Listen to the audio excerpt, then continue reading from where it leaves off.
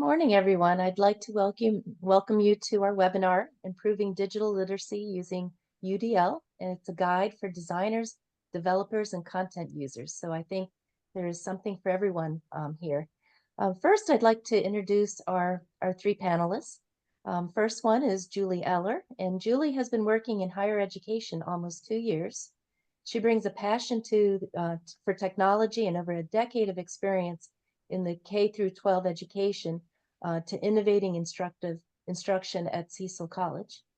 And next, I'd also like to welcome Elysse Meredith, who holds a PhD and an MS in medieval studies, English literature, French literature, and art history from the University of Edinburgh in Scotland, as well as a BA in English literature from Drew University. And her research interests include linguistic diversity, emotional labor, multimodal composition, and gamification. And finally, I have Robyn Alexander, who has been an education professional for over 30 years, and her career is centered on organizational dynamics analysis, change management consulting, and human resources development. So I'd like to welcome all of them and all of you to this webinar.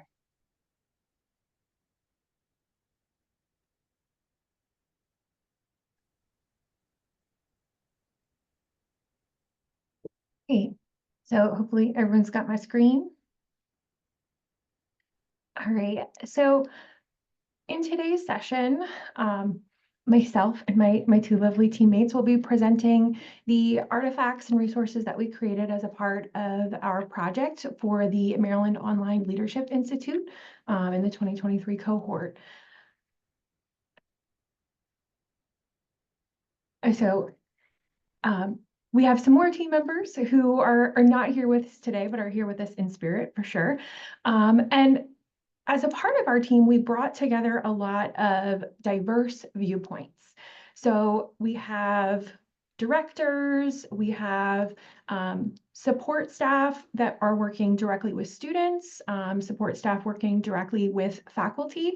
And so we really tried to leverage our unique perspectives as a part of our project. And we also came together during the Leadership Institute and really just found camaraderie with each other and a real synergy in our passions for education and what we wanted to do. All of us were really passionate about not just student performance, but thinking about the UDL framework as a way to increase that. So our problem statement, as we sat together, we really thought about the problems that each of us face in our roles and realized that often we end up falling short in integrating the principles of UDL. I know accessibility has also become something that is top of mind for almost all of us. I think we're having conversations around accessibility every day. And so when we marry those two things together, we can increase digital literacy across our campus with both faculty, staff, and students.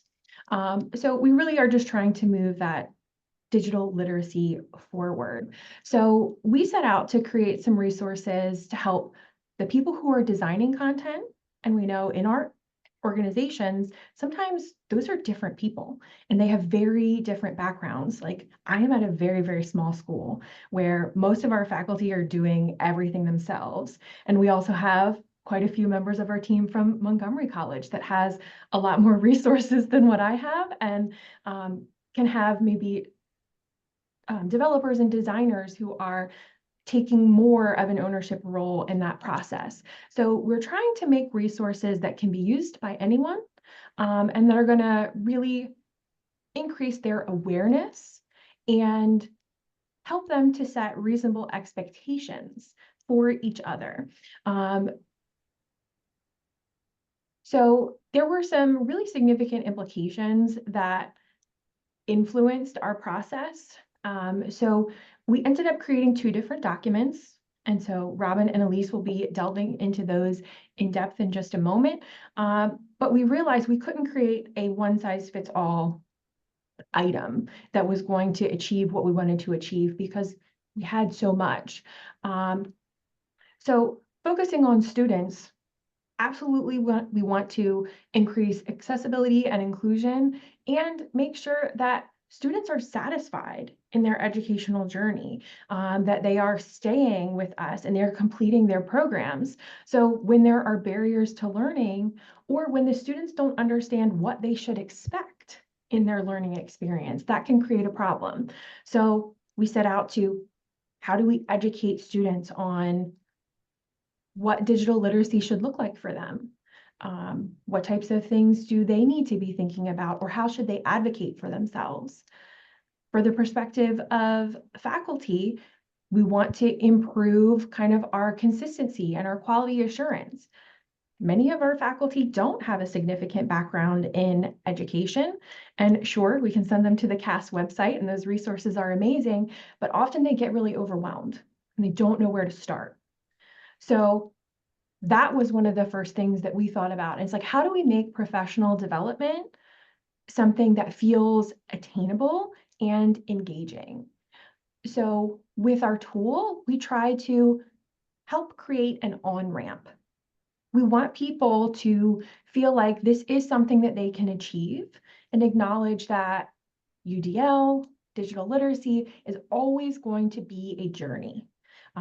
We need to evaluate accurately where we are, but then think about, what's my bandwidth and what steps can I take moving forward? And for those of us in support roles or in leadership roles, I mean, we've got to think about the future, and we also have to think about the legal implications of what we are providing for students, where we are going to be meeting their needs. We're going to prepare and kind of ensure the future of our organizations. So all of these things we felt like really rolled together. And we think that through the many iterations that we went through, we really dialed in and tried to include those perspectives from across the organization. And we even kind of field tested and brought it back and incorporated that feedback to give you something that you can actually take from this session today and use it at your institution, or even customize it for your institution so that you can apply these things, and really help move all of these components forward. So I'm going to turn it over to Robyn now to start with our first artifact, which is our document designed for content designers or deliverers. And I'll put a link in the chat to a copy of that document so that you can kind of take a look, or you can just save it for later. Thanks, Julie. So when we were looking at strategies for content developers, one of the things that we emphasized in our conversations with each other from our different perspectives within higher ed was that design and development are really iterative processes. They're not static. It's not set it and forget it. And so we know that the experience for the learner at the end of it is only as good as it is made for them, and that making an experience for learners is sometimes something that needs zhuzhing, refining. You need to revisit it. So we wanted to make sure that design as a continuous improvement process happened. And we also wanted to give people a sense of what the level of effort was with their tasks. So we came across this mantra of good, better, best, so that people could see that there were levels of effort that they could apply to a situation. I think one of the challenges that our faculty at Howard Community College bring up to us is that there's no time, or when I have time, I'm not really sure how to prioritize what to do. And so because they're responsible for their own courses here, the faculty really needed a way of kind of looking at the task of integrating UDL in their course. We looked at UDL, the models, and we wanted to make sure that whatever infographic we came up with, whatever tool or product we came up with to help people, we wanted to make sure that they could see engagement, representation, action, and expression in each step of the process. So we did several layers of behind the scenes cross-referencing to make sure that our infographic was consistent with UDL. And so the mantra or the mnemonic that we came up with to help faculty and designers and content developers approach integrating UDL into their digital materials was respond, refresh, and reimagine. Kind of like reduce, reuse, recycle. I don't know if you guys are familiar with that, but that we really just wanted to look at the ways people can use data to respond to the digital content that they have.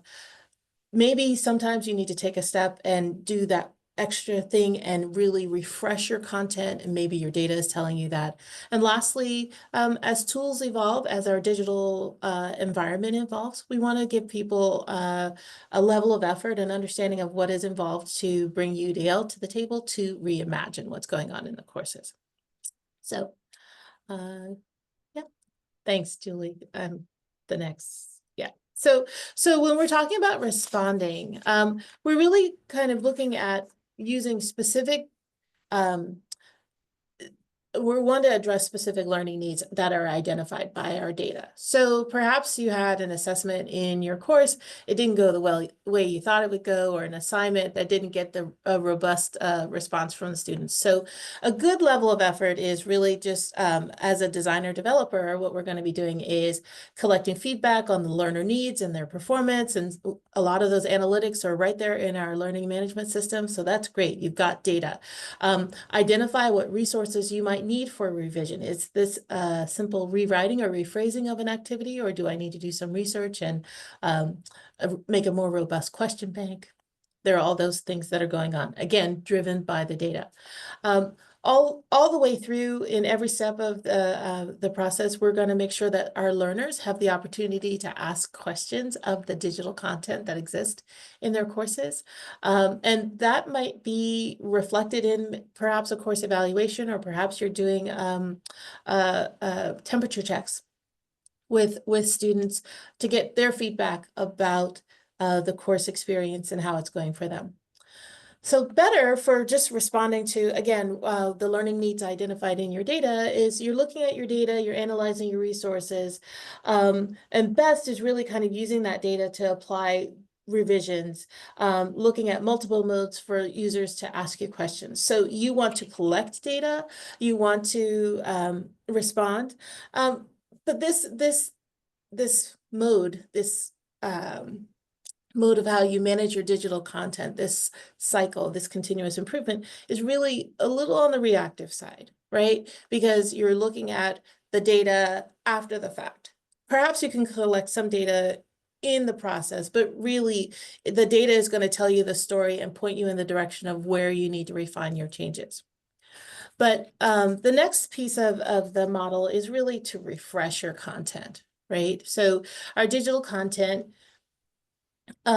gets stale over time. Perhaps we don't have images that reflect our students. Perhaps we don't have, Julie, if you can do the next slide. Thanks. Perhaps the government website where you were getting your content has remapped itself, and all of a sudden your links don't work. So we are going to continually need to refresh our content in our courses. So a good level of effort is just checking for outdated links and verify them. Make sure that your course nav is good from a learner's perspective, and identify the tools that you have in the course are the right tools and that they're working. Okay, but better is going to be pulling that data in again, using it, looking at your resources, encouraging your learners to ask those questions. I think maybe I've got a typo here in my slide. We'll fix that for you guys before we send it out. And best is really looking at using that data to apply the revisions, use the resources, making sure that there are multiple modes for people to get involved. I think the infographic is, this slide is incorrect. It's not the infographic, it's the slide. So the last slide, and we'll make sure that you guys have actually in the links, you can look at the infographic as it goes along. For reimagining, sometimes we encounter situations where the tool that we wanted to use doesn't work anymore. Anybody remember when Adobe Flash went away? Oh my goodness, so many PowerPoints that we had in our courses that used Adobe Flash, and we didn't have that ability. So there are times when we are going to need to reimagine the content, the digital contents in our course. Julie, yeah. So for reimagining, again, there's going to be a good, better, and best level of effort, and we want to make sure that we're looking at ways where we can enhance our content and our interactions in the course using our new media. So we'll go ahead and get you the infographic link and drop that into the chat so that you guys can see what happened there. So I'm actually going to bounce it to Elysse, and Elysse is going to tell you about the digital literacy expectations for students. Awesome, thanks, Robyn. So the second kind of resource that we created as part of this project is kind of in parallel to the one that Robyn was just talking about, where that one is very much for our instructors on their side of the things. This one is our student-facing one, building on those universal design principles and interpreting them so that the students can understand both what is expected of them as students, but what they can expect as well. It's basically to address those student expectations when interacting with digital content in the online environment. Many of our students have a sense that there are ways things should go and things that they should expect, but they might not know those exactly or what even they're legally entitled to. So we divided this infographic into 4 areas of focus, which include institution-wide practices, technology and digital literacy, content accessibility, and engaging learning experiences. We also, behind the scenes, as we were discussing and creating this, we vetted this with with disability support services experts at least one of our institutions, if not 2, if I remember correctly, for any red flags, for language that didn't quite match up with what is going on in the disability support services world, in the kind of UDL world, the accessibility world, all of those things. So we made sure that was checked by experts, and we took on those suggestions, corrections, and it really helped improve the final product. And of course, as well, this infographic can be customized for your student population. I believe as we go on with the slide, there's some bits that are bolded, and those one are specifically, we highlighted as being customizable, but of course, any bit can be customized so that it better addresses your student needs. Can I have the next slide, Julie? Awesome. So school-wide practices. Our school-wide, institution-wide practices, the ones that we identified were, first of all, accessibility standards that are clearly and regularly communicated. And I really like that we started with this one and that it has a little bold bit where you could link, because this could be part of the clearly and regularly communicating those accessibility standards. We know that a lot of our students, that if they have to go hunting for something, they're either not going to be able to find it or they're going to give up before they get to it. So being able to make sure that those are regularly communicated so students know what they are looking for, and whether if they have a concern, whether it's a reasonable concern, whether it is something that should have been addressed, is very important. That also ties into accommodation services before and during enrollment. A lot of us have accommodation services very clearly explained and made available once the student is enrolled or in a class, but making sure that the students are aware that they can access those things before they are enrolled and as they are enrolling, and once they are enrolled, in the whole process can help them navigate the things, and that they should be expecting those even if they are, for example, a fully online student. And of course, that legal aspect, student data and privacy protection measures, a lot of students are not aware of what those privacy protection measures are, or that they should even expect them. Some may not care, but they should be aware, and we want them to be aware that those are in place if they are concerned about it. Next slide, please.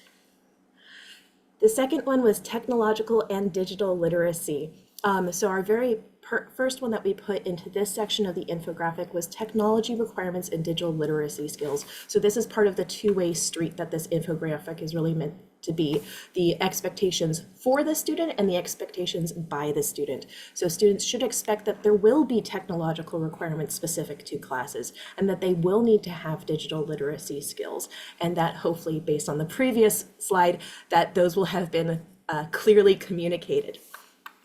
But in addition to that, students should expect technology and academic support for successful course completion. And so I'm a learning center person at my institution, so we had to include a little spot here where you could customize or link to your academic support services and to your technological support services. Because one of the things I hear, this was my little bit that I brought to the team, was that students don't know that those services exist. And we all work really hard at what we do to make sure that they can succeed, but if they're not aware they exist, they're not going to necessarily use us. So this is part of that awareness piece. Functional hyperlinks. It may seem very obvious, but as Robyn was just saying, that can often be one of the things that slips away as someone is reusing a course semester after semester, maybe copying it over in their content management system. So students should really need to be aware that they should expect that very basic hyperlinks should be functional. And then user-friendly content that functions on different devices. I remember us having some really great conversations about this one in particular, and we wanted to make sure that it was under technology and digital literacy, not just because it is about technology and digital literacy, but that user-friendly content that functions on different devices goes with those technology requirements and digital literacy skills. That content, should be as accessible as possible to students, but also it's not reasonable necessarily to be able to complete your coding homework on your iPhone. You should be able to hopefully access the content for the actual coursework, for the textbook and all those things on different devices, but also that it should pair well with the technology requirements and digital literacy skills needed for that specific course content. Next slide, please, Julie. Content accessibility. This was obviously because we were building on this framework of universal design for learning. This was a big part of our discussion. And one was open access software documents. I'm a writing center person, so we had a lot of wonderful chats about wording and what does that actually mean. So open access software documents. We didn't want to say, things are in Word form, things are in PDF form. What we wanted to make it clear for students that they should be able to expect to open their documents and see it regardless of what the form they are in. There are many document forms out there that are universally accessible or at least universally previewable on different kinds of devices. And so students should expect that they will be able to do that with the documents needed for their course. Organized and formatted media was also one that we had a lot of conversations on. Julie, I believe it was you and I that had lots of bullet point discussions. So we love a well-organized and formatted Word document, but that's kind of getting a little too nitty-gritty for what we're trying to convey to students. What we want students to take away from this is that whatever form the media is in, the content is organized and formatted well for that using best practices. So this is where it really ties in with the infographic that Robyn was talking about, that what are those good, better, best practices for formatting that media, and are those being used? The students should expect that they should be at least getting a good level 1 of that. Similarly, labeled images that accommodate visual needs. If you have been in a lot of Title II meetings like I have been recently about upcoming changes for that, alt text is very much needed. Images that actually support the content or are the content in addition to, instead of being just a pretty picture to fill space. Making sure those are labeled to accommodate visual needs is critical. Caption videos in the same way. Students should expect that their videos will have captions. I love talking about this one as well because talking with a lot of my student assistants, all of them use captions.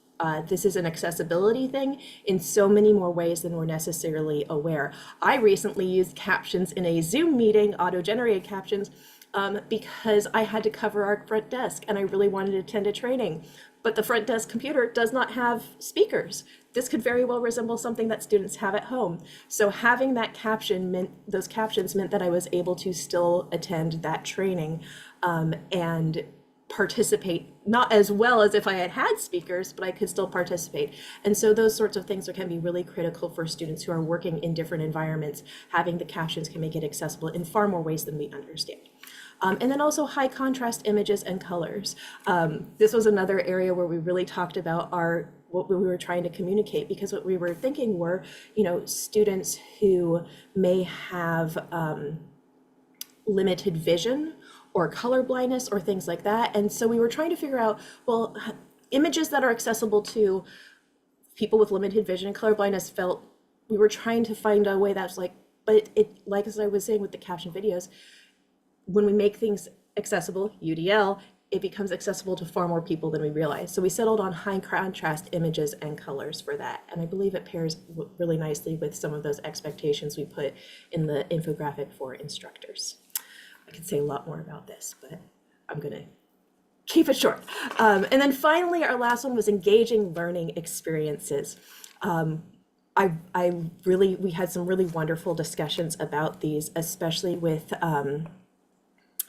interactions with content instructors and fellow students in different modalities. Now, on the surface, a student who's looking at this and these expectations that they might have would be, well, we have asynchronous classes and synchronous classes, but it means also that using those different modalities, regardless of whether the class is asynchronous or synchronous, it might mean you're in an asynchronous class, but you are communicating via your content management system message board, but you are also having maybe chat meetings or a Discord meeting with your fellow students to discuss things, making sure that there are different modalities to engage with the content, your instructor and your fellow student, so that the student can best comprehend and learn the necessary content. They should also expect multiple and varied opportunities to demonstrate knowledge. So I was actually in a meeting this week where someone was saying that how am I supposed to know my students are engaged in learning if they don't have their cameras on?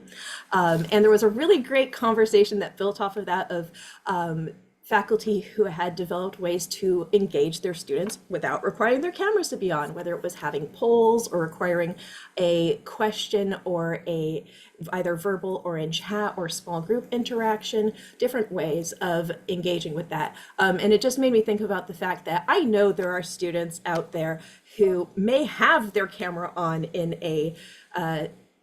a session, but are fully like watching a video or reading something else and are just very good at faking appearing engaged. So they need those different opportunities to demonstrate knowledge. It's also really helpful for those students who say have social anxiety, or for those students who just like can't stop staring at themselves and it's so distracting, to give them different opportunities to demonstrate that knowledge, not having just everything is measured as in quiz form or in essay form in this class, but giving them those different opportunities. They should expect that. And then finally, an opportunity to provide feedback about course design and delivery technologies and support services. So this comes back to the gathering data, gathering feedback from the previous infographic for those good, better, best standards for our instructors, building into that opportunities to provide feedback that aren't just, you know, what did you learn? How did it go? But were these documents formatted in a way that was clear to you? That giving the students the opportunity to say, I would have been able to follow this assignment much better if it was in bullet point format, not in narrative format. Were you able to understand what technology you need to use before you signed up for this class? Or once you signed up for that class, was that made aware to you that, you know, I'm going to use computer science again, you may be able to read your textbook on your phone, but you're going to need to have a laptop at minimum to do all your coding work on. Can't do that on your phone. And then also the opportunity to provide feedback about the support services as well. So really gathering holistic feedback for every step of the way, focusing on not just, you know, how well did I do in this class, but which parts of the class really supported me or did not support me, and which parts beyond the class helped support me or didn't support me, so that behind the scenes we can go back to the other infographic and engage in that iterative process of good, better, best, college and institution-wide.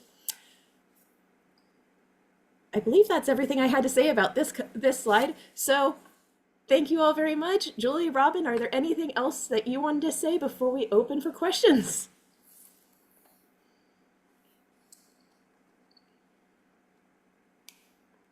I I think that the thing that I apologize if my slides were not accurate, but the strategies for the students and their experience as learners really do dovetail and mesh very nicely with the strategies for the designer developers. So one of the things that you can do in your class, especially when you're refreshing your content, is really looking at, like Elysse was saying, those links, they need to make sense. Does the course navigation make sense for the students?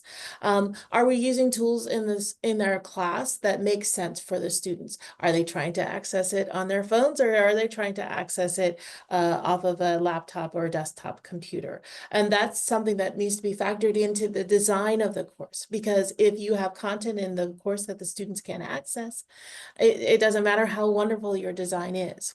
So the other part of that is when you can be transparent with your students or the users of your digital content about how you created it. For example, we use document styles when you're creating a Word document.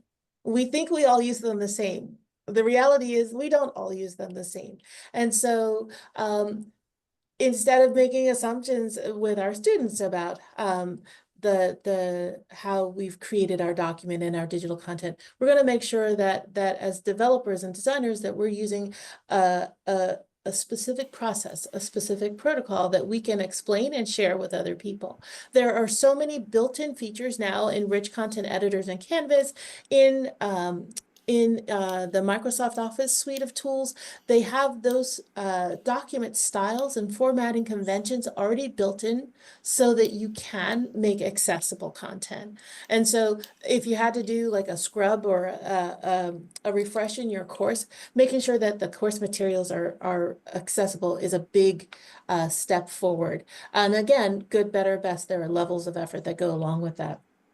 And then the last thing that I just wanted to point out is that reimagining is something that we all need to give ourselves space to do with our digital content, because we all use our phones differently than we used to use them before. These little handheld pocket computers bring a lot of opportunity to us, but they also change how we do things. Anybody carry around quarters anymore for the parking meter? Not so much. So this is one of those things where, like, now you've got to have an app on your phone and a number and a code and remember your parking space and all of these different kinds of things. We are changing in our society day in and day out. And so it is reasonable to expect that our course materials, especially our digital content, is going to be changing, and we need to be, instead of reactive, we need to be responsive. And that's going to be a big part of how we make sure that our digital materials are helping us get the message across to our students so that they can be expert learners. I really want to build on something, Robyn, that you said about it was kind of going in the way of making assumptions that we do or do not do. All do it something the same way.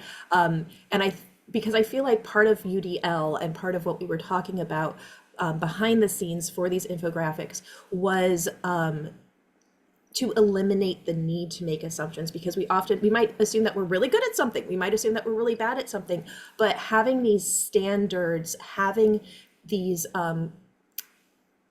kind of expectations to just be like, let's check it out, let's measure these things, can help us find out where those assumptions are wrong or keep us from making those assumptions. I have a really lovely anecdote that it happened to me with talking with a student that was something that made me kind of reset my assumptions, reset my expectations. I was giving an orientation for Writing Center Services, and a student, after I gave it, came up to me holding this beautiful, very fancy MacBook and asked, hey, you help with writing. Is there anyone at our institution that can help with kind of learning digital skills? And I'm like, yeah, I can get youth services for that. And she's like, great, because I come from a country where we don't even have email.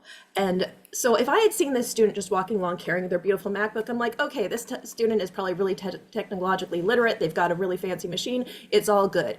And then it took that student being vulnerable to share with me going, yeah, no, we still send letters at home.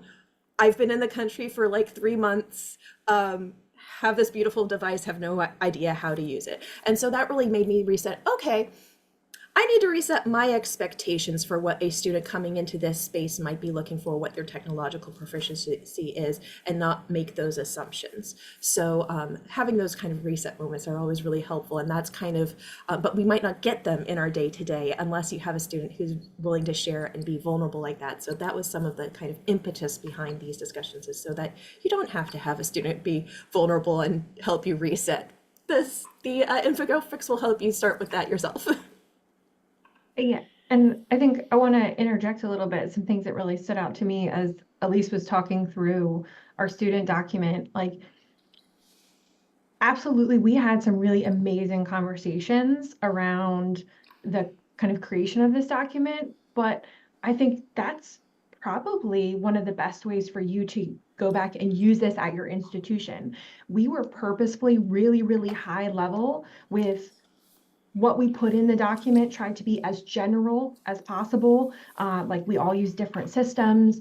But if you go back and have that conversation at your institution and apply it to your students, your systems, your experience, I think you're going to get much deeper and be able to kind of put all of the puzzle pieces together. And I will say, I noticed a really valid comment in the chat regarding how sometimes the things that we do for accessibility aren't necessarily valid in every situation.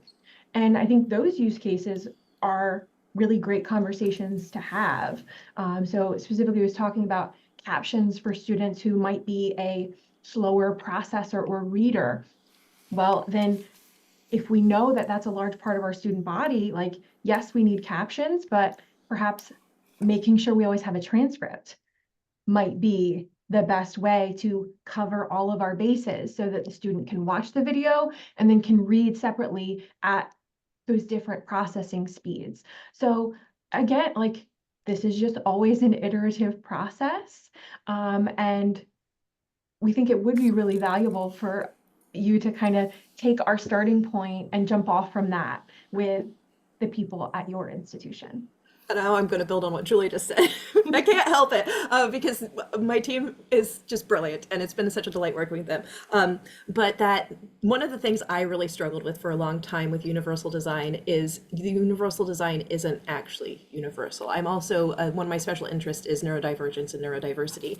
And if you have a student who cannot focus if the lights are too bright and they're making a funny noise and there's too many people chattering, and then you have a student who really needs to study with having music blasting and a movie going and a fidget toy in hand. Those two students cannot study together in the same space.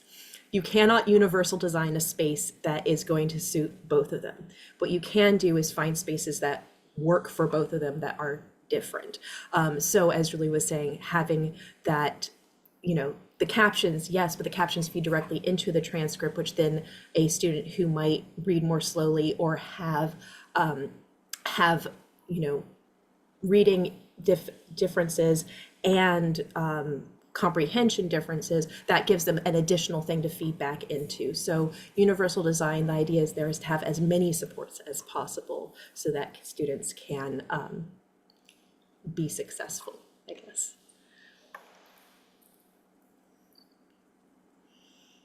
Well, we've got some interesting comments in the chat. One is from Catherine, and she says, "Thank you so much for this presentation. How can we contact the team for more information?" So I think you're starting a new conversation, which is really good. And Amali said, this is a little bit different, but it can relate to UDL, and it's, what are the ways you use to get administrators, chairs, and deans to implement standards for AI that are helpful to learners without using academic integrity as an excuse?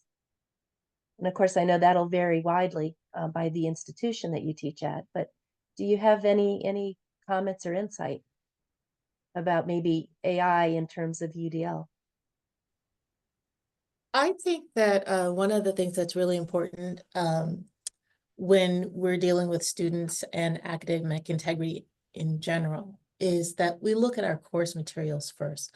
What kind of experiences have we given our students to give us a reflection of their authentic voice? It's a little harder to hear a student's authentic voice if your course assessments are multiple choice tests or essays. Essays give us a little bit more insight, reflections give us even more, right? So like I would use what I know about AI and what I know about academic integrity and authenticity from the student to respond to what's in my course. I might need to refresh what's in my course based on strategies that I know that the students are using. Perhaps I have an assignment that needs to be revamped entirely. It might need to be reimagined. And so I think that the robustness of our infographic and our strategy for how to approach change in your course is you've got that data, right? That maybe students are doing things that are reflecting the academic integrity that you want. So then how do you respond, refresh, or reimagine? I think that that's probably the best way for us to answer that in light of the fact that UDL is kind of woven throughout all of our strategies that we put into our infographics. There isn't going to be one size fits all. You mentioned standards in your question. What looks like academic integrity in one institution in one situation may be different for another institution and another situation. We might have homework assignments or assessments where students are encouraged to work with each other, are encouraged to use open book, open notes. So I think an institution needs to first define what its standards are for academic integrity, and then developers can actually go back into their resources, into their course materials and digital content and make sure that they reflect those standards. But I think that it's hard to kind of navigate because, you know, the nature of human beings is that if there are opportunities, if the materials are not really engaging them, there is opportunity for academic and dishonesty. And so we don't want to let our materials, because maybe they're old or they've been sitting on the shelf for a while, or maybe we're not responding to new techniques or tools. We want to make sure that our tech and our digital content isn't the reason why a student has the advantage or has the opportunity to take advantage of a situation. So it's a little bit of a both and. I'll let somebody else answer. Go, Julie. Okay. I think kind of along the lines of what Robyn was saying, if we think about that R of refresh, I think one of the best ways that you can try to do this is almost a little sneakily, where AI is progressing so quickly, and there are a lot of really great AI tools that are not ChatGPT. And I think that's still a little bit of a misnomer for especially those individuals who are really resistant to AI and kind of got their backup when everything really kind of exploded on the scene. But there are tons of really refined and targeted tools, like Goblin tools is one of the ones that's coming to mind for me right now, that is like really, really helpful, especially for like neurodivergent students, where that is not really something that is acting the same way as, say, a ChatGPT, where you're just putting something in and it's spitting something out, and students are just taking that and saying that it's their own.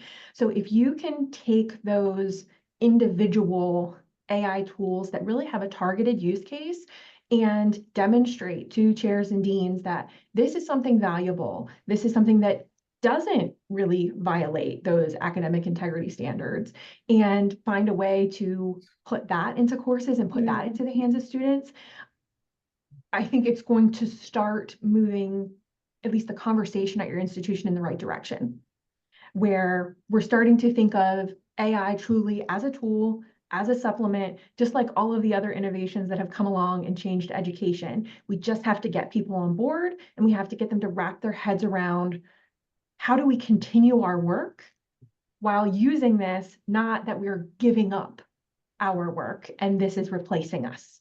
So I think that might be helpful. And I'm going to add, a lot of this goes back to our talking about assumptions. I'm a writing center person, so I'm thinking about this from the writing perspective. If the assumption is our end goal is we want students to be able to write an academic paper, well, if that's the end goal, they can use ChatGPT to do that. I'm not going to say it's going to be a good paper, but that's the end goal. But what's our actual, I love root cause analysis. Let's do a little root goal analysis. What's the actual goal for having a student being able to write an argument research paper?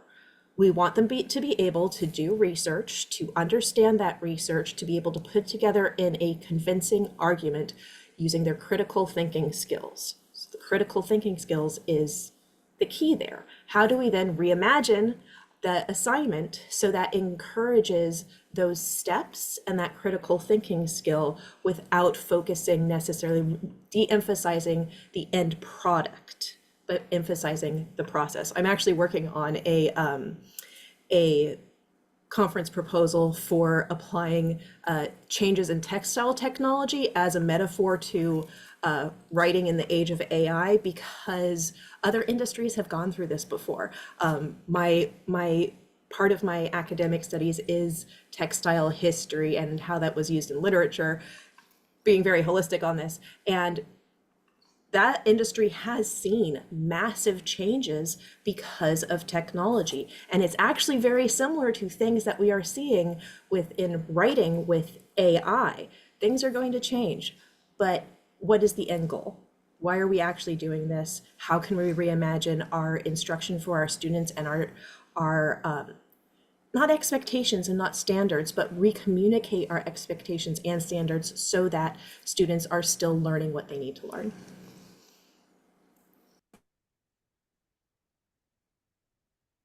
All right, so you've covered a lot of interesting things, and they're all floating around. But because of your experiences and the exposure you've had, what do you all think students seem to value most in online courses? Is there a particular area that you get feedback that all of us as instructors and designers and supervisors that we should be particularly aware of when it comes to online courses?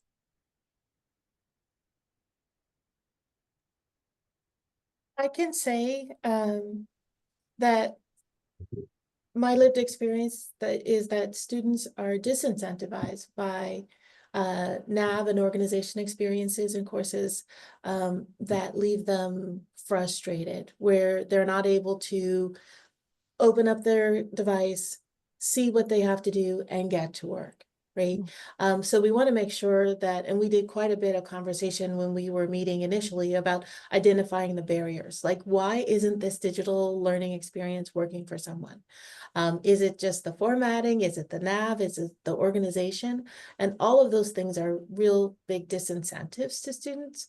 I think students are looking for experiences where the nav is on point, that maybe there's a welcome video from an instructor, or just a short snippet of, okay, this is what this assignment is all about. And oh, by the way, it's organized and I know what to expect as a student because there's a rubric. I mean, there are all of these things that are, again, along that good, better, best. When you first put together a course as a developer and a designer, you're thinking, okay, what's the content? How do I map that out? What kind of assessments do I have? Because I have objectives, and you get just the basics of a course. But we're saying have that iterative process and go back in using that data from the students so that you're really building a robust learning experience that has images and content that students can relate to, has varied assignments, and ways for students to bring their authentic voice to the table. Maybe there's a big project at the end of the course so that the students can take their real lived experience and turn that into a reflection of what they've learned in your course. So it's all of the strategies combined that I think give students the most wonderful experience in courses. And students are looking for faculty who care. And one of the ways that you show that you care is by maintaining your materials. I would say from my institution's perspective, I think clarity and communication and organization is one of the most important things. We have actually had quite a pushback against online education. There have been more students really clamoring to go back face to face.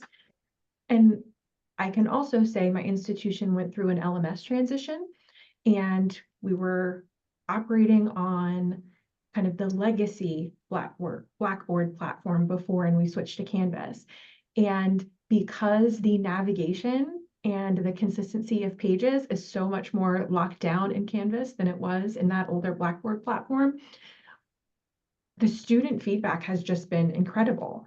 They really love Canvas. And I think that was the missing piece. And like, our students didn't directly articulate it to us. They just stopped registering for online courses. But hopefully with building in those things and kind of keeping in mind some of the 3 R's that we're trying to practice here of refreshing some of that old content and creating some standardization where a student doesn't have to spend so much of their cognitive effort figuring out what to do. They just do it. Because we do still have a fair amount of students who really need the flexibility of online courses, but they're having to balance right now and still choose between the flexibility of the schedule and perhaps the additional kind of taxation on themselves of managing their coursework, their motivation, kind of that engagement piece. So I think putting those things together are really important. Standardizing that communication and organization, and then really upping the engagement in the online courses to make them feel the same way that a face-to-face course does. To add an anecdote to support what Julie just said, I was recently in a class that was an asynchronous class that used Blackboard as a platform.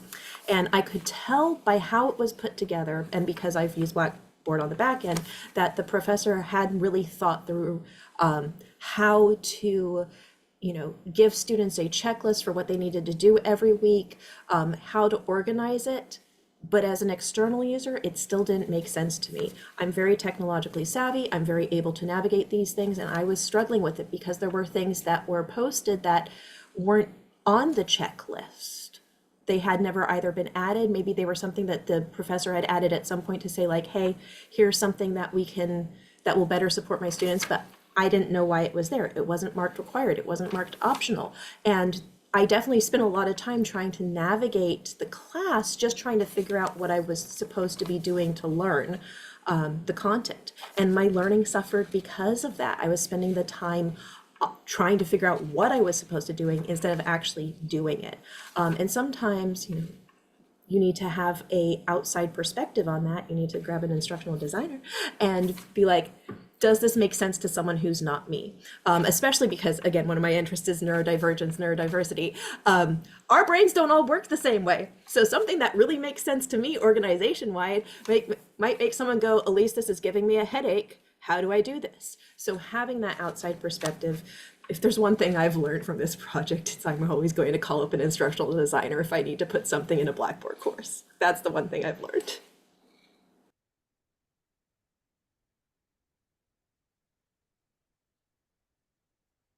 So during your talk, you were talking about using data points. And for anyone that's here, I assume that there are some people that might be new to using online data in order to drive it. If you're venturing into it for the first time, what type of data points do you think would be an initial thing that would be good to look at for the first venture into using that to help with your course design? The very basic one that I learned as part of this team, I'd been trained on Blackboard. I didn't know Blackboard had built-in analytics. Just knowing the fact that if I was teaching a class and I could see what students had accessed which material is instantly helpful. I've now spoken to a lot of faculty being like, did you know this? Did you know this? And they're like, yeah, Elysse, we knew this. But again, that goes back to the assumptions of not everyone might know that. Make sure they know it. Yeah, I think that a lot of our LMSs give us opportunities to look at things like page views. How long does it take for someone to complete an assessment? Looking at an assessment and seeing across the entire quiz or test, what questions did people get wrong? And what was wrong about the response that they selected, right? So a lot of the LMSs now give instructors the opportunity to look at their assessments that way. That's a big part of it. I think also just, in general, your ABC rates are going to be definitely helpful. But I like page views. That's one that kind of gets me. Like, is it a page that someone keeps coming back to, and does that mean that it's a good reference? And also, I think that the other data points of those temperature checks that you can do with your students along the way, like, don't just wait until the end of the course to get course evaluation data. Make sure that you're asking your students how this worked. Thumbs up, thumbs down. You can ask them that when you're in a Zoom session. You can ask them that face-to-face. You can ask them that after they've completed an assessment, because if you create an environment in your course where the data goes back and forth, that we all use the data to make the course better for everybody, students will see that and they will embrace that. Yeah, I'll just kind of echo everything that Elysse and Robyn said. Certainly get with your LMS admin or whoever if you're not quite sure where to find your data inside the LMS, or if you just want to take some time to go through it. But I will say from experience that anecdotal data that you can collect through any kind of polling.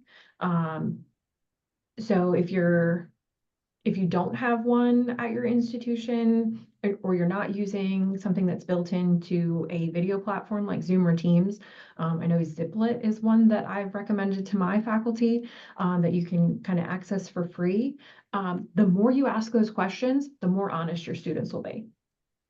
At first, they're going to phone it in, or they're not going to be quite sure if they should be honest with you about, if they don't understand or if they're not sure about something. But the more that you press and the more consistently you ask for that information and show that you're taking it into account, like if I do an exit ticket, I'm going to talk about it at the beginning of class next time we see each other, or I'm going to post about it in an announcement in an online course, and check in and say, like, this was our rate, like a quarter of the class said that they were still struggling with this particular concept. Here's some resources. Here's my office hours. Let's talk about this. And the more that you show that you're willing to apply that, they're going to be more honest with you. And I think you'll get more opportunities to reach students at a very opportune time, rather than getting to the end of the course and seeing that a student has struggled and maybe has failed, and get that early intervention in. Well, I'd like to thank our panelists for taking the time to present this to us, and also for being so gracious in answering the questions that you put forth and that I put forth. And I'll turn it over to Marjorie as we wrap up this session. Great, thanks. I'm gonna put up a attendance slide for those that need to have attendance. You can either take a screenshot of it or copy it or whatever you need to do. I'm also gonna put a link in the chat to a feedback survey and a link to our next webinar. So again, thank you very much, and look for those things coming on your screen any minute, if I can talk and share at the same time.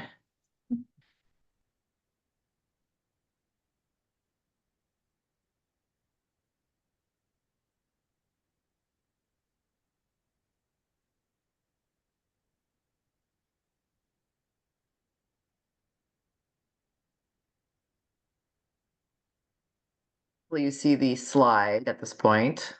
If not, say, and I'm going to put the link in the chat.